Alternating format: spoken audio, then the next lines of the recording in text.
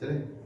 Hello बच्चों, हम लोग लास्ट वीडियो में अपने जहां तक बताए थे उसके आगे आज अभी हम स्टार्ट कर रहे हैं खाद्य जाल, जिसे हम लोग कहते हैं फूड वेब्स। वेब माने होता है जाल बना लेना। यहाँ पे क्या है कि विभिन्न खाद्य श्रृंखलाओं के मिलने से जब कई खाद्य श्रृंखलाएं एक साथ मिल जाएं तो उससे जो व्यवस्था बनती है उसी को हम लोग क्या कहते हैं, खाद्य जाल। और खाद्य जाल में क्या होता है कि ना, अगर किसी भी पोषक स्तर का कोई एक जीव हट जाए, नष्ट हो जाए या कुछ हो जाए तो उसके ऊपर वाला जो जीव होगा वो अब उसके ऊपर डिपेंड नहीं होगा, दूसरे पोषी स्तर से अपना भोजन लेना प्रारंभ कर देता है। समझ में आता है? खाद्य जाल में खाद्य ऊर्जा का जो मार्ग होगा वो एक दिशात्मक न होकर के बहुदिशात्मक हो जाता है। खाद्य जाल में यदि एक पोषी स्तर पर कोई जीव नष्ट हो जाए तो उस पर निर्भर अन्य जीव दूसरे पोषक स्तर के जीवों को अपना भोजन लेने लगते हैं या भोजन बना लेते हैं, जो भी आप सेंटेंस बना लीजिए। जैसे देखिए हमने खाद्य जाल बनाया है, पादप है, पादप पे टिड्डा भी निर्भर करता है, कीड़े मकोड़े भी निर्भर करते हैं, चूहा भी निर्भर करता है, खरगोश भी निर्भर करता है, या जो भी इतने जीव हैं सभी निर्भर करते हैं ना। पादप पे तो बहुत सारी चीजें निर्भर करती हैं। ठीक, अगर मैं यहाँ पे शेर भी रख दूं, चलिए, तो एक और खाद्य जाल बन सकता है। क्या बन सकता है? बकरी ना भाई, या हिरण, गाय भैंस ना। ठीक, और उसको कौन खा लेता है? उसको कौन खाता है? शेर खा सकता है डायरेक्ट, या सियार के थ्रू भी जा सकता है ना। सियार वाले भी खा लेते ना, सियार, और डायरेक्ट यहाँ भी पहुंच सकता है शेर पर। और यहाँ से वो चीजें डायरेक्ट भी हो सकती हैं, ऐसे ले जाइए, डायरेक्ट जोड़ दीजिए, ऐसे भी हो सकती है। तो ये क्या बन गया? ये खाद्य जाल बन गया। जैसे पादप को खरगोश ने खाया, खरगोश को बाज खा सकता है, पादप को चूहे ने खाया, चूहे को डायरेक्ट बाज खा सकता है, और पादप को चूहे ने खाया, चूहे को सांप खाया, सांप को बाज खा सकता है। तो अगर सांप हट जाए तो क्या बाज खाने के लिए मर जाएगा? नहीं, वो किस पर निर्भर हो जाएगा? चूहों पर हो जाएगा। क्यों जी? पादप को कीड़े मकोड़ों ने खाया, कीड़े मकोड़ों को सांप ने खाया, सांप को बाज ने खाया।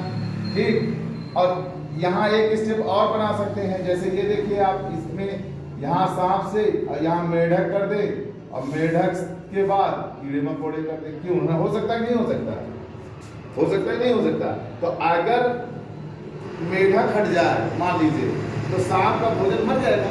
नहीं, सांप किस पर निर्भर हो जाएगा? चूहों पर हो जाएगा ना, डायरेक्ट कीड़े मकोड़ों पर हो जाएगा। हो जाता है नहीं हो जाता है? ऐसे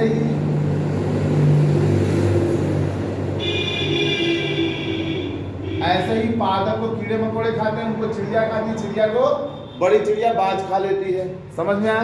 इसी तरह से पादप को बकरी, हिरण, गाय, भैंस,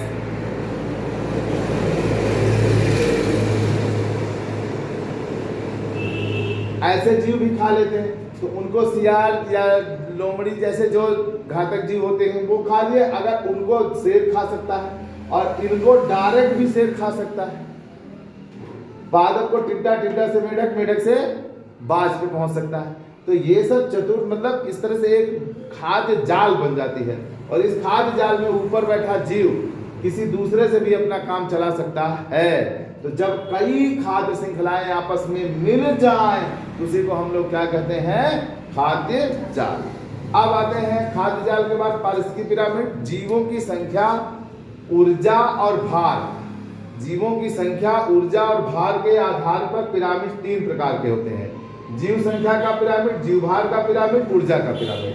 पहला है जीव संख्या का पिरामिड।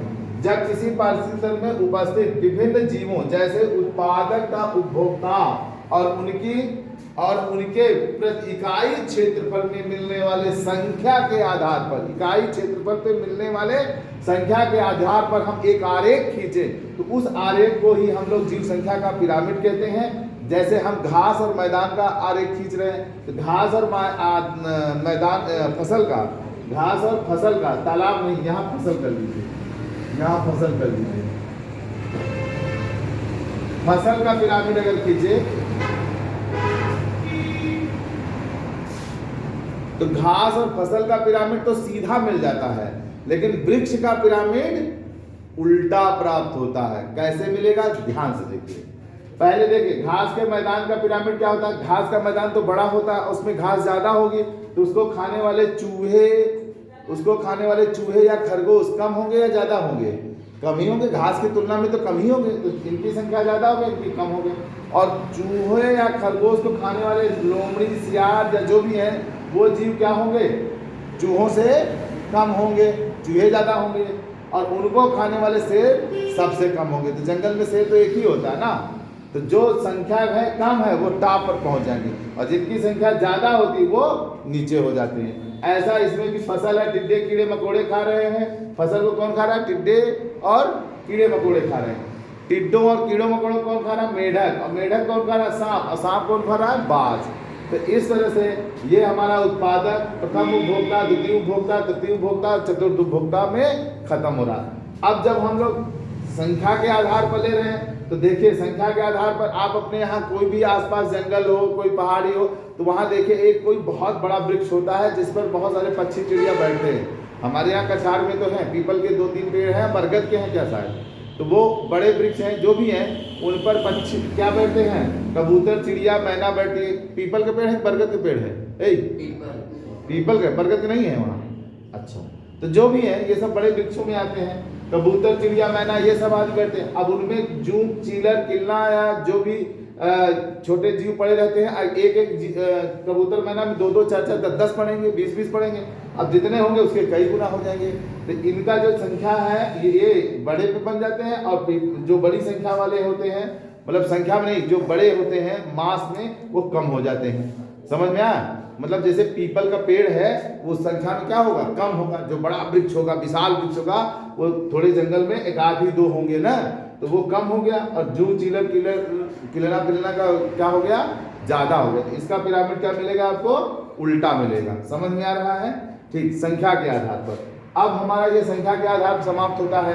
अब हमारे पास 2 और बचते हैं, जीव के भार का पिरामिड, ऊर्जा का पिरामिड। हम अगली वीडियो में देते हैं। अभी यहाँ तक ही, धन्यवाद।